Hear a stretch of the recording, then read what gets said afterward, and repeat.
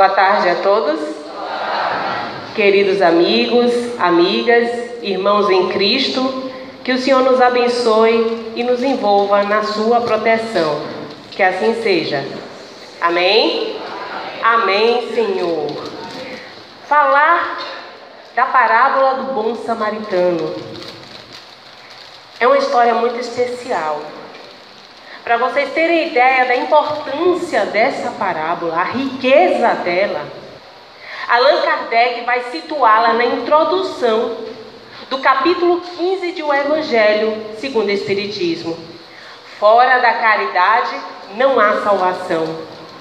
Ora, um capítulo que vai falar completamente sobre caridade vai nos esclarecer o que é a caridade para nós espíritas e para Paulo de Tarso.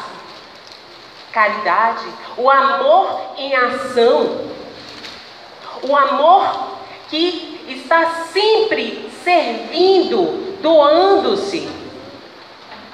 E não apenas aquela caridade que estamos acostumados a ver por aí. Vamos dar o que a gente pode, o que a gente consegue, o que está sobrando, o que não quero mais. Não, a caridade para nós é um sentimento profundo, se não o maior sentimento, que é aquele que nos liga ao Pai. Então, meus amigos, para vocês terem uma ideia da conjuntura em que Jesus traz essa parábola, que está em Lucas, no capítulo 10, versículos 25 a 37, vamos examinar um pouco o contexto anterior. Vamos voltar um capítulo só de Lucas, capítulo 9. O que é que o evangelista Lucas nos traz no capítulo 9? Jesus começa a treinar seus discípulos no sentido que eles sirvam. Ele manda que os discípulos vão nas cidades próximas a Cafarnaum para que eles anunciem o reino de Deus e comecem a fazer as curas, curar as enfermidades daqueles que estão ali doentes, muitos na época conhecido como a lepra. Qualquer doença de pele que tinha, eles ligavam a lepra, hanseníase hoje para a gente. Então eles vão e tem sucesso na empreitada deles. Quando eles retornam, muitas coisas começam a acontecer. Uma delas, singular. Jesus começa a pregar para uma multidão. E diga-se multidão, multidão. 5.000 pessoas. Está no Evangelho. Eram cerca de 5.000 pessoas. E ele pregando, a tarde foi acabando, foi chegando a noite, e os discípulos falam: mestre, essas pessoas precisam retornar aos seus lares, estão famintas. E tudo lá era perto, entre aspas, para nós hoje que andamos de carro, temos aí vários meios de transporte, mas naquela época tudo era a pé. A pé. Tem alguém aqui sentindo um pouquinho de calor? Um pouquinho só, né? Porque ainda está entrando na fresquinha agora, ligaram os ventiladores. Aquela época não tinha ventilador, não. Não tinha ar-condicionado. Andava-se a pé, no sol a pino. Então, aqui é uma fresca total. Estamos, inclusive, numa geladeira em relação à época de Jesus. Andava-se no sol. E quase descalço. Estamos confortavelmente bem calçados, todos nós aqui. Mas imagine, sairmos agora e irmos até Feira de Santana, numa estrada de terra, no meio do sol, e praticamente com a chinelinha que seja uma tira de couro embaixo da sola do pé. Que conforto, né? Era assim que eles se locomoviam naquela época. E Jesus fala para os discípulos: dê então comida a todos eles. E os discípulos: mas mestre, não temos condições de comprar comida para todo esse povo? Temos aqui apenas 5 pães e 2 peixes. E Jesus tem aqui, parte-os, dá graças ao Pai e manda os discípulos distribuir a 5.000 pessoas. E no Evangelho está: comeram e saciaram a sua fome. Os discípulos ainda recolheram 12 cestos com restos de pães e peixes. É uma coisa fantástica. E depois disso, Jesus começa a avisar os seus discípulos: o Filho do Homem está prestes a partir. O Filho do Homem sofrerá, será rejeitado pelos líderes do povo judeu, será rejeitado pelos chefes dos sacerdotes, será rejeitado pelos doutores da lei. Depois será morto, mas ressuscitará ao terceiro dia. Essa revelação está em Lucas capítulo 9. E não fica por aí não. Outros acontecimentos são narrados até que no final do capítulo 9, o que é que Jesus fala? Novamente, que ele será sacrificado.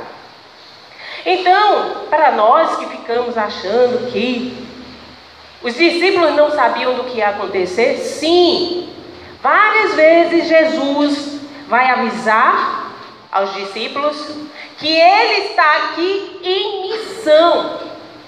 Uma missão que estava delineada na Torá, os 5 livros de Moisés. Nós conhecemos como Gênesis, Êxodo, Levítico, Números e Deuteronômio.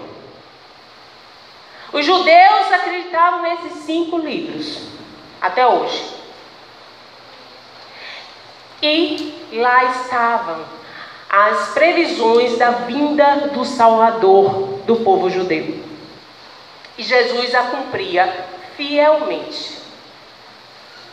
E ele fala para os discípulos: ora, está se aproximando a Páscoa. Estava se aproximando a morte de Jesus. Era então a última vez que Jesus se deslocava para Jerusalém. Estava em Cafarnaum com os discípulos e ele diz: vamos a Jerusalém, mas eu quero ir passando pela Samaria. Meus amigos, para vocês terem uma ideia, eles estão lá em cima, em Cafarnaum, iriam descer andando, descem, passam pela Samaria e vêm para Jerusalém. Os discípulos estranham um pouco, porque se eles pudessem fazer o caminho de sempre, eles viriam beirando aqui o Rio Jordão até chegar a Jerusalém. Mas passar pela Samaria? Não, se o mestre quer, assim seja feito. Então eles vão, antes de Jesus, vão até a Samaria, que é uma região, estão vendo ali, né? Eles vão até a Samaria e chegam num vilarejo, uma cidadezinha, e pedem para que sejam hospedados, porque o mestre está indo para Jerusalém. Os samaritanos, ao saberem disso, que Jesus estava indo para Jerusalém, negam a hospedagem. Naquela época, hospedar alguém em sua casa era praticamente uma lei. Por quê? Se peregrinava muito, andava-se muito. E chegava um momento que você tinha que encostar em algum lugar, descansar, comer alguma coisa, beber. Então, a hospitalidade era fundamental para esse povo. E os samaritanos dizem, não. Jesus está indo para Jerusalém. O povo samaritano tem uma rixa enorme com os judeus. E os judeus também para com os samaritanos.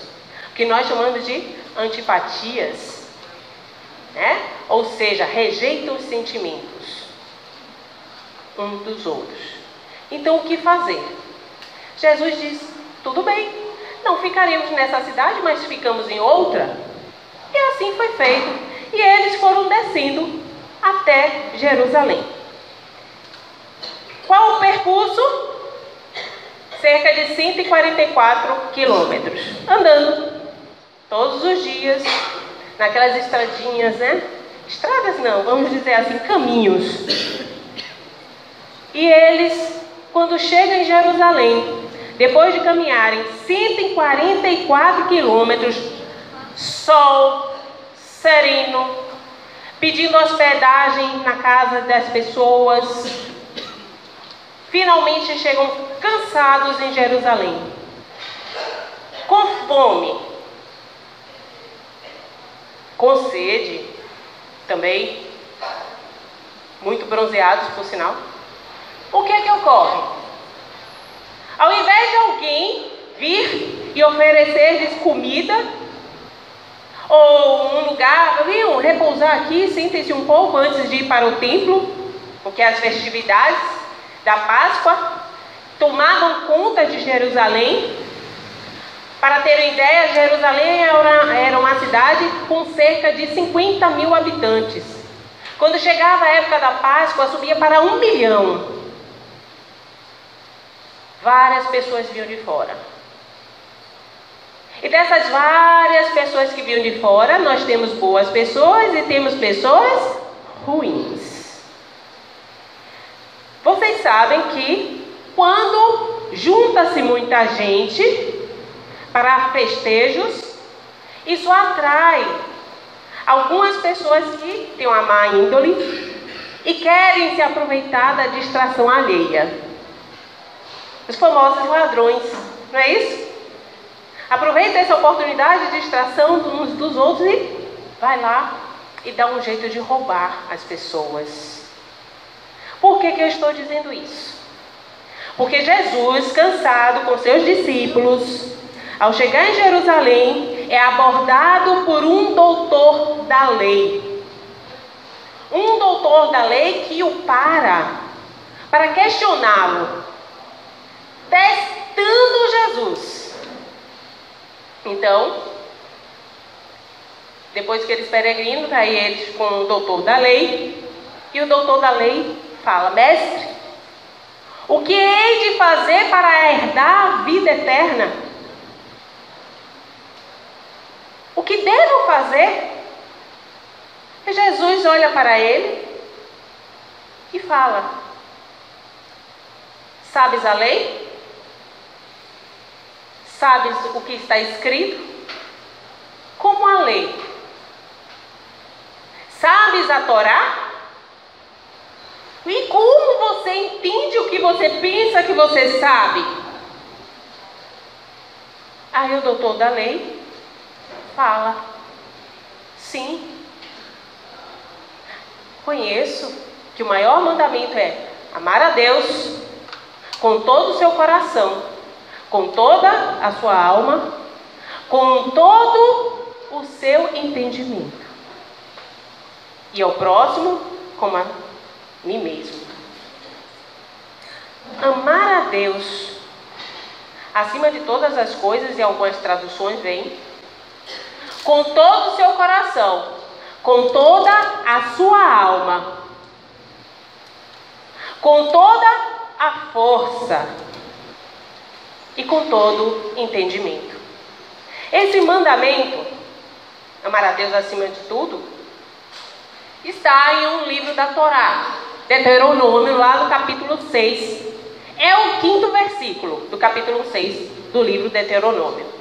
Amar a Deus de todo o coração, com toda a sua alma, com toda a sua força e todo o seu entendimento. O que isso quer dizer? Amar a Deus com todo o seu sentimento, coração, com toda a sua alma, toda a sua essência, com toda a sua força, com todos os meios que você puder, e com todo o entendimento, com toda a razão. Então, quando nós amamos a Deus, usamos os nossos sentimentos, com toda a nossa essência, com todos os meios que podemos e, acima de tudo, sabemos por que amamos Deus, porque é o nosso Criador. E amar o próximo como a ti mesmo está em outro livro da Torá, Levítico, lá no capítulo 19, no versículo 18. Então, quem achava que era novidade, nunca foi. Os judeus já sabiam desses grandes mandamentos. E Jesus fala: pois é, falaste bem, faze isso e herdarás a vida eterna. Aí o doutor da lei olhou para Jesus, meio sem jeito, porque queria testá-lo e acabou sendo testado, e disse: mas Senhor, quem é o meu próximo? Quem é o meu próximo? Aqui está o diálogo. Mestre, que preciso fazer para herdar a vida eterna? Jesus, que é o que está escrito na lei? Como lês ela? Amarás o Senhor teu Deus de todo o coração, toda a tua alma, com todas as suas forças e todo o seu entendimento, e ao teu próximo como a ti mesmo. Respondeste muito bem, faze isso e viverás, herdarás a vida eterna. E o homem, querendo parecer que era um justo, pergunta a Jesus: quem é o meu próximo? E aí está a palavra próximo em hebraico. Alguém sabe hebraico aqui? Para me ajudar? Bem, o vocabulário naquela época era muito restrito. Uma palavra podia ter de 3, 4, 5, 10 significados. Daí nós vimos os teólogos, os tradutores, eles se debruçam nos textos sagrados interpretando. Por quê? Se uma palavra quer dizer 2, 3, 4, 5 coisas, como que eu vou entender o sentido que ela está inserida ali no contexto? Então eu analiso o texto todo. Daí também as variações de uma tradução para outra. Essa palavra próximo, para vocês terem uma ideia, no hebraico, ela tem 3 significados. O primeiro, óbvio, próximo. O segundo, aquele que pastoreia com você. Não deixa de ser um próximo, né? Aquele que pastoreia com você. O que é pastorear no sentido hebraico? Aquele que faz atividades contigo no dia a dia. Aquele que frequenta o centro espírita contigo. Aquele que é do teu trabalho, que você passa por ele, dá bom dia. Aquele que você tem um certo contato, mas não tem intimidade. É um próximo, não muito próximo. E também significa inimigo. Próximo, pastoreando com você, e inimigo. Daí sim, Jesus se aproveita exatamente do significado dessa palavra, que tem 3 sentidos, e fala o quê? Deveis amar o teu inimigo. Se nós formos na Torá, nos 5 livros que eu falei, não vamos encontrar ame o teu inimigo. Aí é Jesus nos ensinando. Baseado em quê? Amar o próximo, amar o inimigo. Escreve-se da mesma forma. Pois bem, meus amigos. Então, o doutor da lei fez uma pergunta pertinente. Ele conhecia a lei. Mas, sabe aquelas pessoas que têm conhecimento, mas não têm vivência? Sabe, tem gente que sabe inclusive a Bíblia decorada. Mas quando você olha o comportamento, é completamente anticristão. A pessoa faz tudo ao contrário que está ali na Bíblia. Mas vai ao templo da religião dela, frequenta o templo, às vezes dá até lição de moral uns dos outros, mas, no entanto, não consegue vivenciar os preceitos divinos que estavam no Antigo Testamento e os preceitos divinos que Jesus nos traz no Evangelho. Pois bem, então, com essa pergunta, o doutor da lei recebe a seguinte resposta. Um homem vinha descendo de Jericó, ou de Jerusalém para Jericó. Deixa eu voltar aqui um mapinha para vocês. Aquele mapinha. Está aqui, né? Está descendo. E aí, Jerusalém ali e Jericó. Pois bem. Eu tinha posto um mapinha aqui, pensei que estava aqui perto. Aqui. Pronto. Jerusalém para Jericó.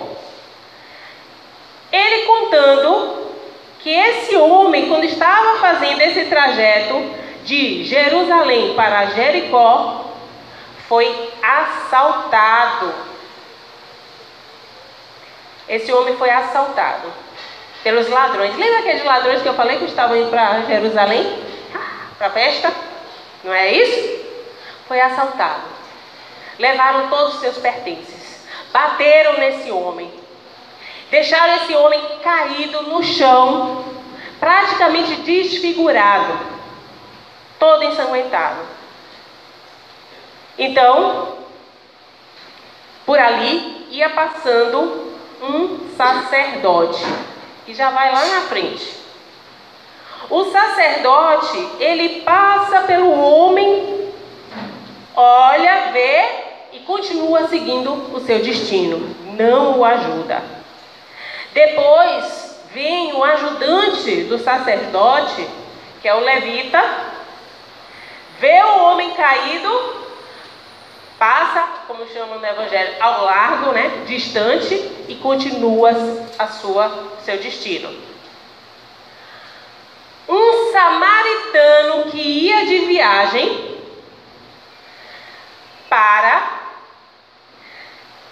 é tocado de compaixão. Grave esse termo, é tocado de compaixão.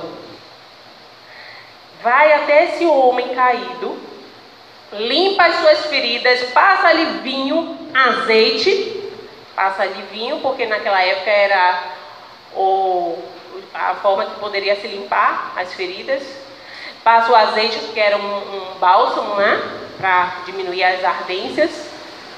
Enfaixa suas feridas, coloca-o no cavalo e leva-o para a hospedaria ou estalagem, a depender da tradução. Lá eles pernoitam e no outro dia o samaritano vai até o dono da estalagem e fala: dê para ele tudo o que ele necessitar. Quando eu retornar de viagem, eu irei lhe pagar. Aí Jesus olha para o doutor da lei, que todo aquele bronzeamento da região já tinha sumido, estava cinza, esverdeado. Olha para o doutor da lei e pergunta: quem parece ter sido o próximo do homem que foi assaltado? Quem? Qual destes três que passaram pelo homem parece ter sido o próximo daquele que caíra em poder dos ladrões? E o doutor da lei, judeu, responde: aquele que lhe teve misericórdia. Não diz, foi um samaritano. Não fala de jeito nenhum. Por quê? Vamos entender um pouquinho mais sobre isso. Primeiro, quando Jesus começa a contar que o homem estava descendo de Jerusalém para Jericó, Vamos nos atentar a quê? Jerusalém ficava em cima de um monte, o Monte Sião. Fica até hoje. O templo em que todos iam adorar a Deus, conhecido como a casa de Deus, em cima do Monte Sião.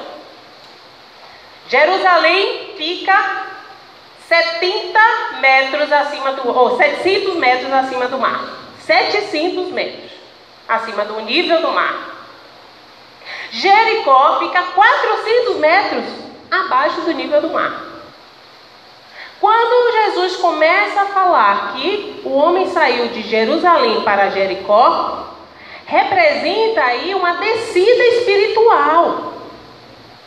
Está saindo de uma cidade santa, da casa de Deus, e indo para Jericó, um centro comercial, onde tinha festas, farra. Então Jesus fala, este homem estava o quê? Distraído. Porque aquele que se afasta da sua espiritualidade e se aproxima muito da materialidade, a matéria, ou seja, das paixões, dos vícios, ao mesmo tempo está se afastando de Deus. E o que é que nos ocorre quando nós temos esse tipo de comportamento? Nos acometem os acontecimentos e nós ficamos desnorteados. Por que isso aconteceu comigo? Sofremos. Quando nos afastamos de Deus, nós sofremos. E quando nós sofremos, geralmente estamos passando por situações antes disso, né? Pré-situação. É o quê? Estamos bem, confortáveis, estamos acomodados. É aquele casamento que está acomodado e de repente o cônjuge vira, eu quero divórcio. É aquele emprego que você está indo ali, não faz nenhum curso de atualização, de especialização, nem nada, até um dia que, olha, você foi cortado da empresa. E você toma aquele susto. As coisas começam a acontecer e você não sabe por quê. O ladrão representa isso. Quando estamos distraídos, quantas pessoas chegam ao centro, devem estar com o obsessor. Deve ser um encosto, alguma coisa está me acontecendo, que tudo está errado. Vocês já ouviram falar uma coisa dessa? Eu já vi muitas pessoas, inclusive eu passei por isso quando vim para o centro. Aconteceu comigo. Eu, entre aspas, fui assaltada. Eu estava assim, descendo de Jerusalém para Jericó. E graças a Deus, apareceu um samaritano. E hoje estou aqui falando com vocês. Então, essa é a proposta de Jesus, já nos chamar a atenção para isso. Vamos ver esse homem. Quem é esse homem? Bem, se eu disse que eu passei pela mesma experiência, eu acredito que muitos que estão aqui podem ter se identificado. Poxa, eu já passei por situação difícil. Que eu tive realmente que precisar que alguém me segurasse, me suspendesse pela mão, me desse uma nova chance, ou uma chance, né, diferente. Esse homem representa qualquer um na humanidade. Qualquer um de nós podemos nos afastar de Deus, nos distrair com as atrações do mundo material. Às vezes a gente está conquistando uma virtude, aí começa a se achar uma pessoa boa, de repente se vê numa situação que não, isso aqui é meu, não, primeiro eu, depois eu dou para ele. Mas você não está treinando tanto a caridade, de repente agora está querendo isso primeiro para você? Isso é egoísmo, pensar em você antes dos outros. Então fica esse conflito interno, até que ponto eu tenho que fazer a minha entrega? E aí a gente escorrega muitas vezes. Porque essa incerteza nos leva a muitas vezes darmos um passo para trás na nossa jornada. Ao invés de caminharmos na frente, buscando as nossas virtudes, de repente a gente se vê numa situação que a gente recua. E aí vê que não estava tão bem assim. Então esse homem é qualquer um de nós. O sacerdote. Quem é o sacerdote? É um homem ruim, né? Egoísta. Egoísta? Esse sacerdote aí é. Porque ele viu um homem caído, todo ensanguentado, precisando de ajuda e não ajudou. Desviou e saiu andando. Mas todo sacerdote era assim? É que nem eu chegar hoje aqui no centro, assistir uma palestra, me convidarem para fazer uma atividade e de repente uma pessoa não me tratar bem. Aí eu digo, nunca mais vou voltar nesse centro. Todo mundo aí é gente ruim. É esse comportamento que muitas vezes nós temos na vida. Chegamos numa sala de faculdade, não quero ficar nessa turma não, porque aquela pessoa é horrível, antipática. Então, por causa, às vezes, de um indivíduo, ninguém presta. Ninguém mais presta. Relacionamento. Quantas e quantas vezes eu ouvi isso de minhas amigas? Eu acredito que eu tenha falado isso no passado muito distante. Nunca mais quero saber de ninguém. Por quê? Porque fulano me fez sofrer. Então ninguém mais presta. Não, gente. Presta. Presta sim. O exemplo somos nós mesmos. Sabemos o valor que trazemos no coração, cada um de nós. Temos bondade, temos amorosidade. Então, o que é que nós podemos falar a respeito do sacerdote?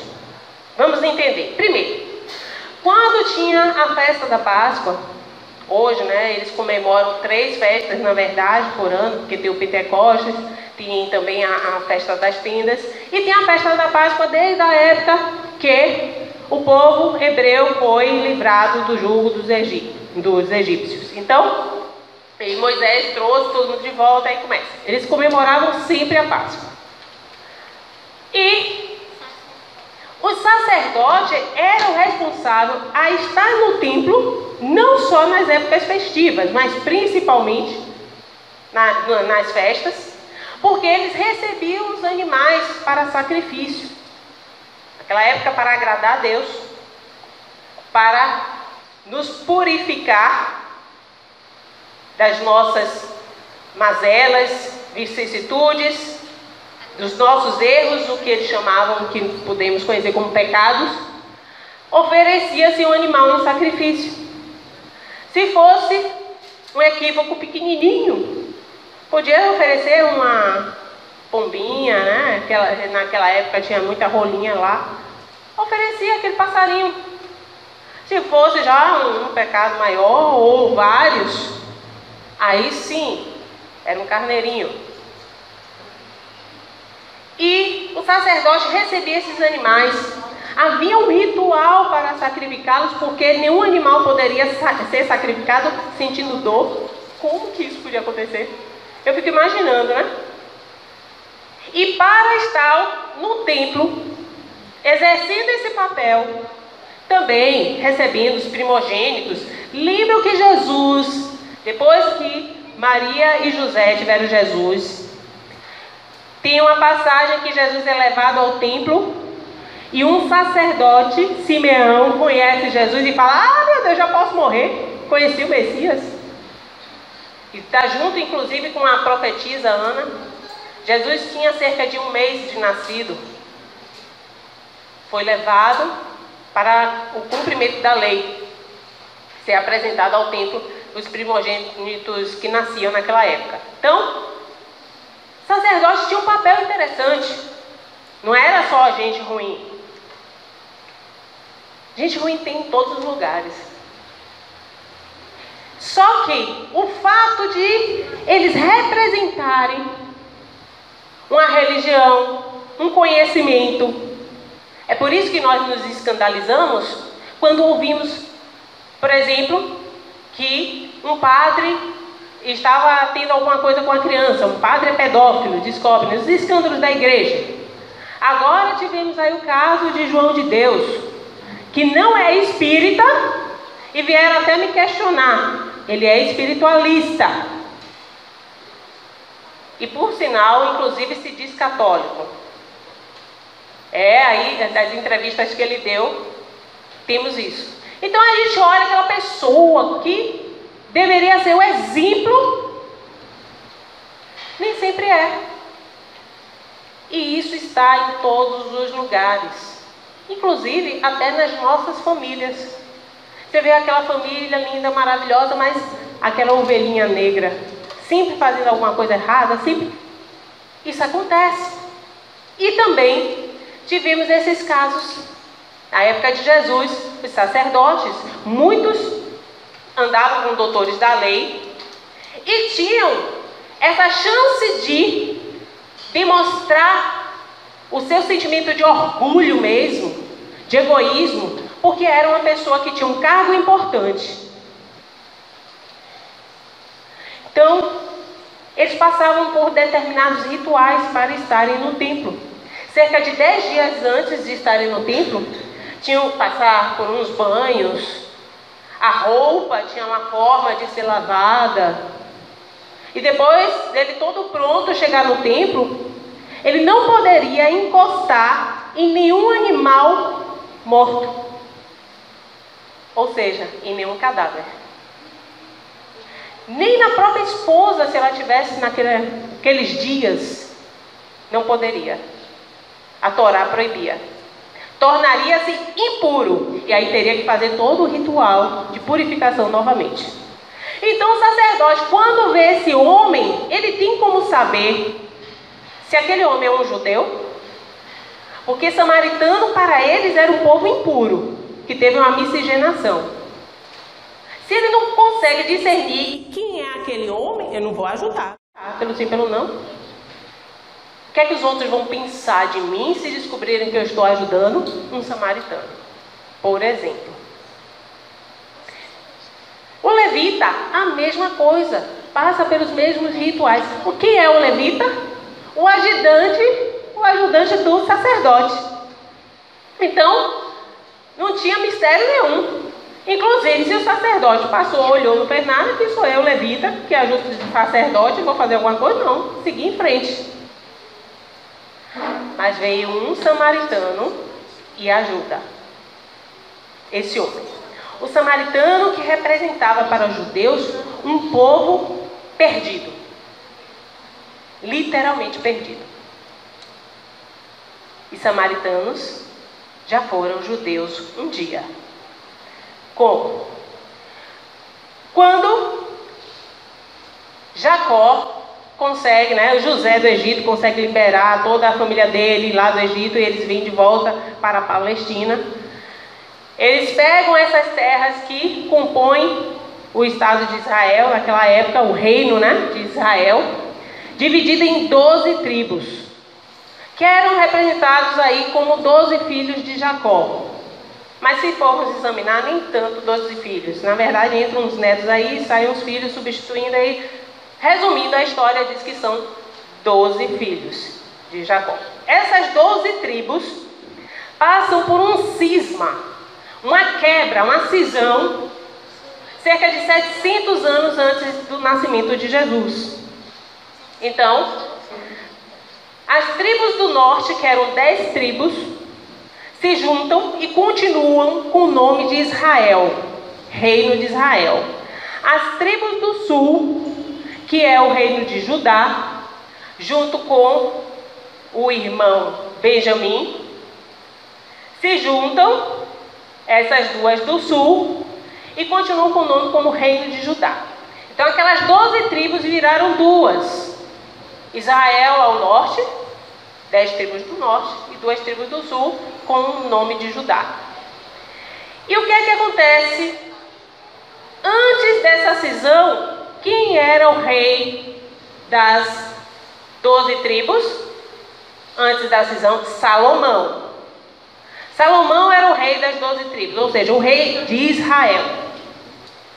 E aí, quando ele morre, o filho dele, Roboão, vai para o trono, mas o outro filho, Jeroboão, briga com Roboão. Nessa briga é que há a cisma.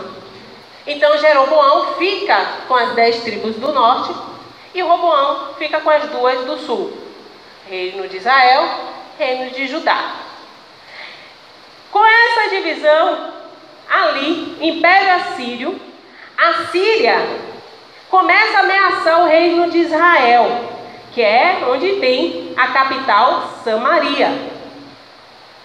Eles construíram, inclusive, templos para que os judeus não precisassem ir até Jerusalém nas épocas da Páscoa, nas épocas festivas. Não, vamos construir o templo aqui e o povo fica aqui mesmo. Quando a Síria começa a ameaçar o povo de Israel, Jeroboão pede ajuda ao irmão Roboão. E o que é que Roboão faz? Vai até a Síria e fala: olha, Jeroboão está pedindo minha ajuda. A Síria fica danada, injuriada, pega e invade Israel, as tribos do norte. E o que é que acontece com essa invasão da Síria? Ela pega e deporta vários judeus. Aí tudo para fora. Agora vamos ficar aqui, meu povo vai entrar, pega uns estrangeiros também, põe aqui. E isso é o quê? Uma mistura, uma miscigenação. Os judeus que foram deportados para fora começam a se relacionar com estrangeiros, casando, tendo filhos. Outros que ficaram aqui, que recebem os estrangeiros também. Então há uma miscigenação do povo. O povo judeu que se considerava o povo escolhido, que não deveria se reproduzir com outros. Estão entendendo agora o que é o samaritano para o judeu? Ocorre que mais tarde, depois dessa miscigenação toda aqui, a Síria se anima, junta também o Império Babilônico e começam a invadir o reino de Judá.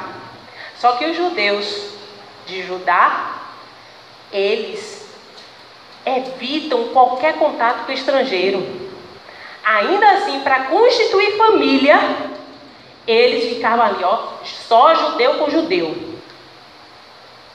Algumas exceções, inclusive, quando os judeus conseguem se libertar da Babilônia e voltam para Judá, e tem alguns remanescentes judeus que acabaram se relacionando com estrangeiros, eles fazem com que esses judeus expulsem suas esposas e seus filhos, para que fique purificado aquele povo no território de Judá. Então, resumindo, ficamos com um povo que se considerava escolhido e puro, e os samaritanos que começaram a adorar vários deuses, deixaram de ser monoteístas, ou seja, acreditar somente em Deus, o Pai, Criador. Então começaram a adorar vários deuses. Bezerro de ouro voltou à moda naquela época. E os judeus então tomaram pavor aos samaritanos. Daí que Jesus, na hora de dar as lições de moral, sempre se reportava de certa forma a um samaritano. Querem ver? Jesus vinha com seus discípulos. Lá longe aparecem 10 leprosos, porque os leprosos eram banidos da sociedade. Quando vem Jesus, fala: mestre, por favor, cura a gente, mestre. E Jesus nem deixa eles se aproximarem. Fala: olha, daí mesmo vão se apresentar os sacerdotes, porque os sacerdotes também tinham esse papel de registrar quem era banido da população. Ficou doente? Você não pode ficar aqui não. Até por uma questão de sanitária e tudo. Não, vá para fora. Está lá registrado no livro. Ah, ficou bom? Então venha. É registrado novamente e fica junto com o povo. E Jesus fala: vão lá, vão se mostrar aos sacerdotes. Eles se viram, começam a caminhar para a cidade, e no que estão caminhando são curados. No Evangelho deixa claro assim: são limpos. Quando eles veem um deles se alegra, vira e vem correndo para Jesus, se joga aos pés dele e fala: mestre, obrigada, mestre. Ele olha: nossa, mas não eram 10 os que eu curei? Só veio este estrangeiro, esse samaritano? E os outros 9? Então, o que voltou, o que demonstra gratidão, samaritano. Outro momento, quando Jesus está passando pela Samaria e senta no poço de Jacó, na cidade de Sicar, e lhe vem a samaritana tirar a água, né? A mulher samaritana, na hora que vai pegar água, Jesus: dá-me água de beber. E Jesus, primeiro, não poderia ter contato com a mulher, segundo, muito menos samaritana. E ela fala: Senhor, sabes que está falando com a mulher samaritana? Não pode falar com a mulher. E ainda sou samaritana? E Jesus tem aquela linda revelação, falando que ele é o Messias, porque o Messias viria dos judeus, um povo escolhido. E da água que te darei, nunca mais terás sede. E ela sai de lá, maravilhada, do poço, e vai falar com os outros: olha, conheci o Salvador. Então sempre temos situações que Jesus vai trazer o samaritano, o rejeitado, o banido, para mostrar que somos muito preconceituosos. Vemos as pessoas, às vezes, pela aparência, pelo que demonstram ser. E eu acho interessante até que a gente pega as redes sociais, todo mundo lindo e maravilhoso, né? Ninguém bota ali que estou chegando no enterro hoje, estou muito triste, ou então peguei uma doença horrorosa, vou fazer uma cirurgia. Não, só quando precisa até de uma ajuda, fazer uma campanha e vá. Mas ninguém bota notícia ruim. Todo mundo diz: sou lindo, maravilhoso. Teve uma mulher mesmo que fez uma viagem que em 4 dias postou mais de 6.000 fotos. Eu cheguei e não conheceu nada, então 6.000 fotos, pá. Só faltou tirar foto quando estava tomando banho, porque o resto até comia, pá. Foto de tudo. 6.000 fotos em 4 dias. Eu acho exagerado quem tira 600, mas 6.000? Então vivemos num mundo de aparência e temos que tomar cuidado muito hoje com isso. Aí a pessoa entra numa rede social, acha que a vida do outro é 1000 maravilhas. Sabe aquela velha história? Ninguém calça os meus sapatos para saber por que cheguei até aqui, como foi que eu andei até chegar aqui. Vê o resultado e fica com inveja. Mas não sabe quantas noites a pessoa deixou de dormir, quantos sacrifícios que ela fez, quantas dores ela enfrentou. Não, a gente vê só o lado bom e ainda fica com inveja. Já foi confirmado que se você passar pelo menos 15 minutos vendo a mesma rede social muito tempo, você começa a desenvolver um tipo de depressão, porque você não tem aquele corpo lindo e maravilhoso, você não tem aquele carro maravilhoso, você não está fazendo aquelas viagens. A começar por mim, eu me peguei essa semana descobrindo, tendo inveja de uma amiga. Toda vez que eu abria meu Instagram, a primeira foto, inclusive, que vinha era ela, praticamente em lua de mel. Aí eu era assim, todo dia numa cidade diferente, embaixo de cachoeira, numa praia. E eu, indo pro fórum, lá, tomando conta das minhas audiências, meus processos, eu falei assim: não aguento ver isso não, peguei e tirei ela da minha rede. Aí não aguentei. Então, vou ficar, então, cultivando uma inveja? Aí eu cheguei: não, prefiro não ver, porque o que os olhos não vê, o coração não sente. Então temos esses mecanismos, sim. Identificar qual é o gatilho que está me despertando para um bloqueio de virtude. Qual é o gatilho que está me despertando para uma paixão, para um vício. Se eu identifico e bloqueio esse gatilho, eu consigo seguir o meu caminho e continuar meu treinamento de crescimento espiritual.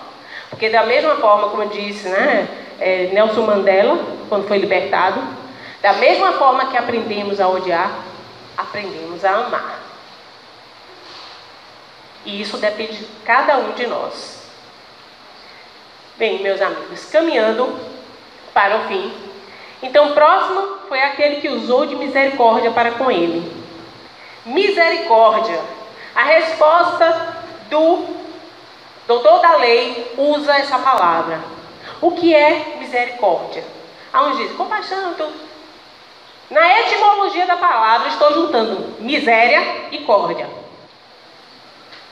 É ser tocado no coração, no seu íntimo, pela miséria do outro. Isso é misericórdia.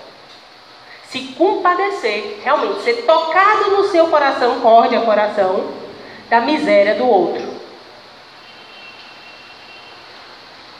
E depois fazei o mesmo.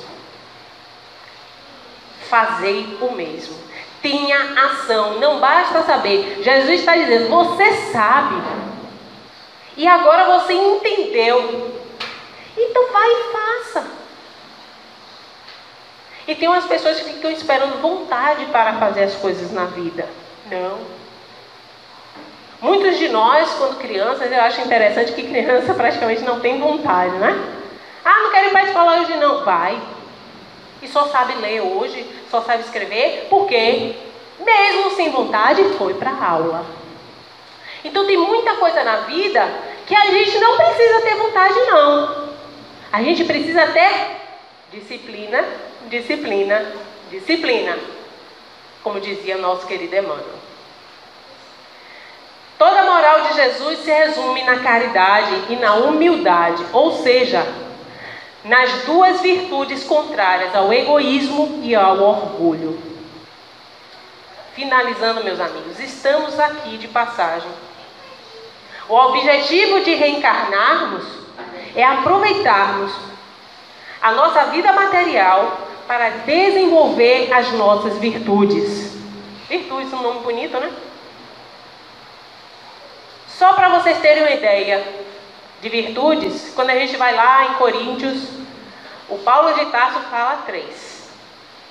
A fé, a esperança e a caridade. Essas 3 virtudes, conhecidas como virtudes teologais,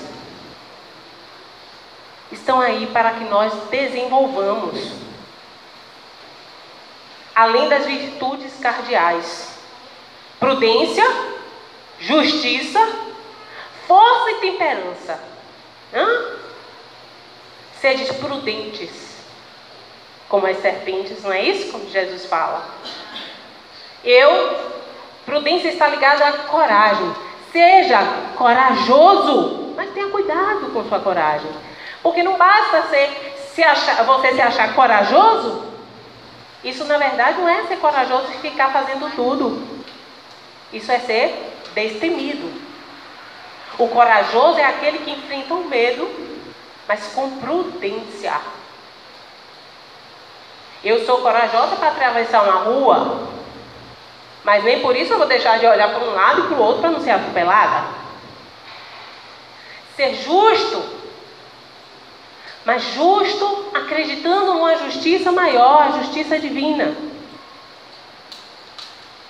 Usar a tua força, a força interior, em tudo que fazes, se empenhar, aí entra até a disciplina, se empenhe com coragem, com força e sendo justo. E por final nós temos a temperança, a paciência, a persistência, porque nós começamos a andar no caminho de Jesus e na primeira dificuldade deixa tudo de lado e volta. Temos que ter coragem, porque ele falou que para segui-lo teríamos que passar pela porta estreita. Então, façamos uma revisão de como estamos nos dando aqui uns aos outros nos nossos relacionamentos. Como que eu estou tratando a mim mesmo também. O perdão, o auto-perdão, a compaixão, a misericórdia. Sejamos solidários uns com os outros. Muita paz a todos e muita luz.